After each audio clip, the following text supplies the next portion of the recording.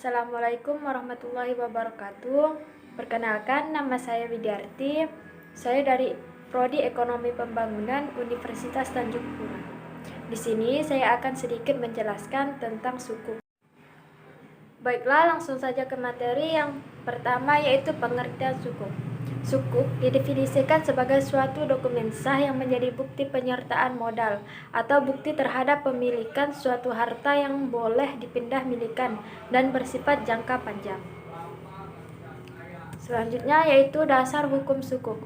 Al-Quran Surah Al-Baqarah ayat 275, di mana yang artinya, orang-orang yang makan atau mengambil riba tidak dapat berdiri melainkan seperti berdirinya orang yang kemasukan syaitan lantaran tekanan penyakit gila. Keadaan mereka yang demikian itu adalah disebabkan mereka berpendapat sesungguhnya jual beli itu sama dengan riba, padahal Allah telah menghalalkan jual beli dan mengharamkan riba.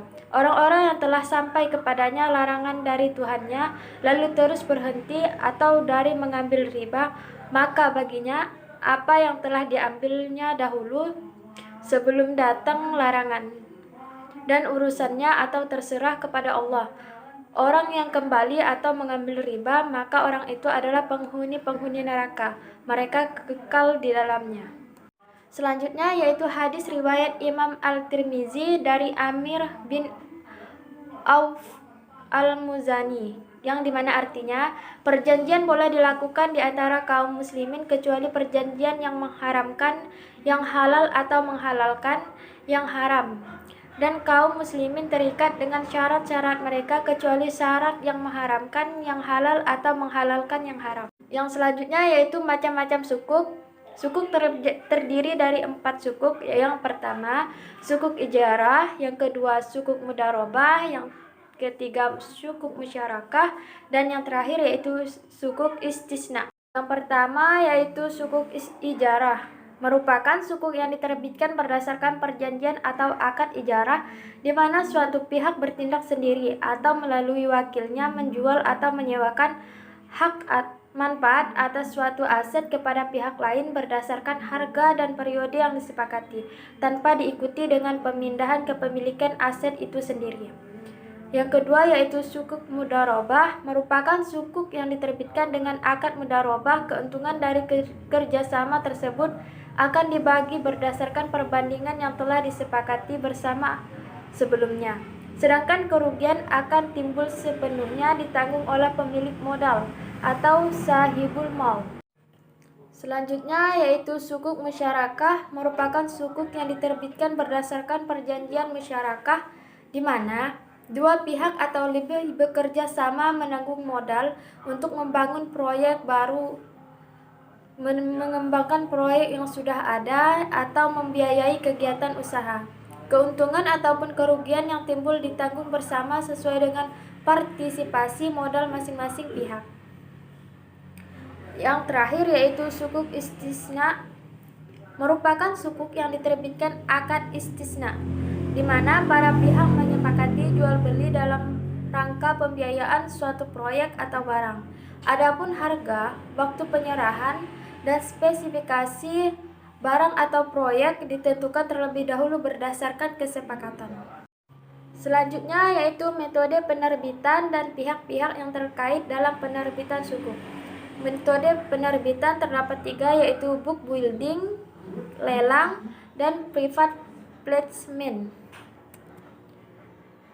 Adapun yang dimaksud dengan book building adalah suatu metode penerbitan surat berharga, yaitu investor akan menyampaikan penawaran pembelian atas suatu surat berharga, biasanya berupa jumlah dan harga atau yield penawaran pembelian, dan dicatat dalam book order oleh investment bank yang bertindak sebagai book runner.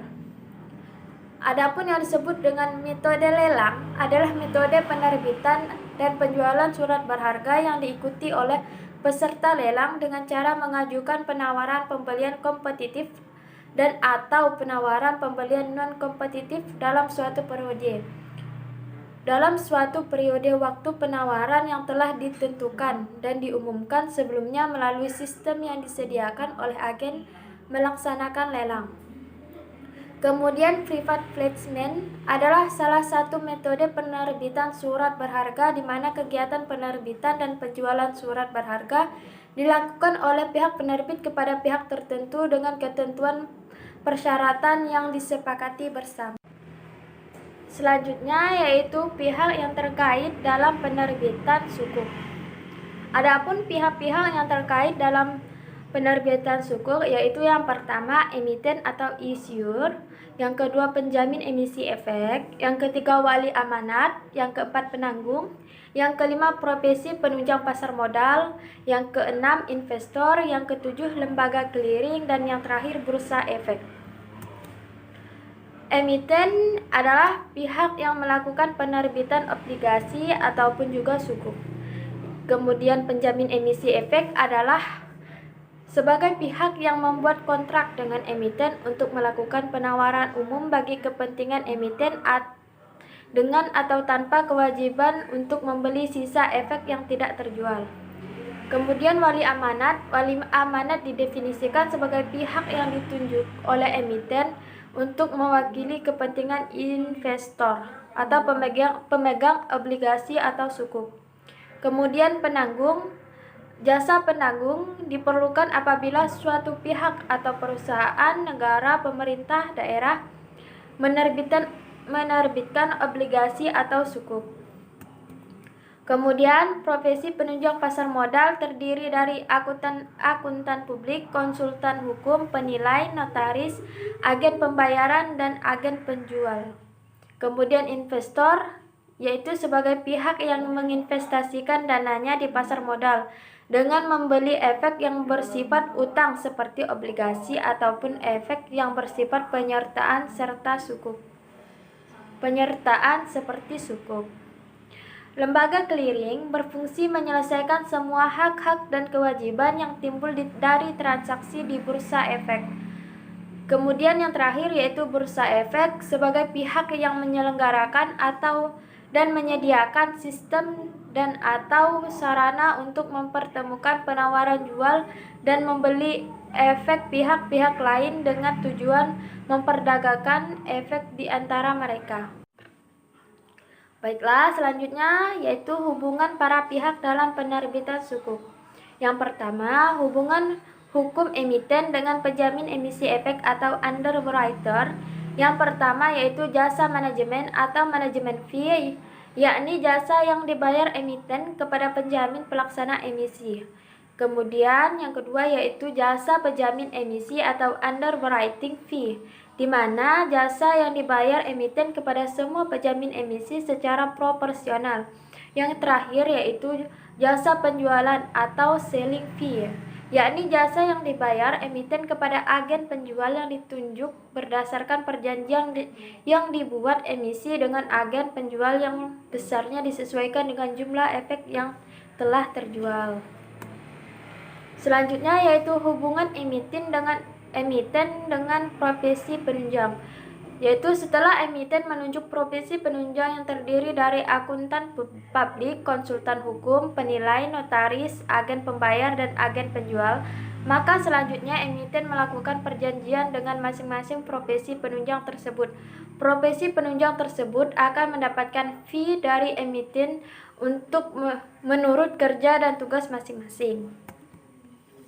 Yang ketiga, hubungan hukum emiten dengan wali amanat dan pemegang sukuk. Wali amanat merupakan pihak yang ditunjuk oleh emiten untuk mewakili kepentingan investor atau pemegang obligasi atau sukuk. Tugas pokok wali amanat adalah bertindak mewakili dan melindungi kepentingan pemegang sukuk. Kemudian yang terakhir yaitu hubungan hukum emiten dengan investor atau pemegang sukuk. Hubungan antara emiten dan pemegang investor dalam suatu penerbitan sukuk tergantung dari jenis akad yang mendasari penerbitan sukuk tersebut. Apabila akad yang digunakan akad mudharabah, maka hubungannya adalah hubungan hukum yang bersifat kemitraan, di mana investor bertindak sebagai sahib al-mail, pemilik modal, dan emiten bertindak selaku mudharib atau pengelola modal. Demikian pula apabila akad yang digunakan adalah akad ijarah, maka investor bertindak sebagai mu'ajir atau yang menyewakan, dan emiten bertindak sebagai mustajir atau penyewa. Dengan ketentuan ketika jatuh tempo, objek sewa dijual kembali oleh investor kepada emiten sebagai pemilik objek sewa atau aset asal. Sekian yang dapat saya sampaikan. Mohon maaf jika terdapat kekeliruan dan terima kasih. Wassalamualaikum warahmatullahi wabarakatuh.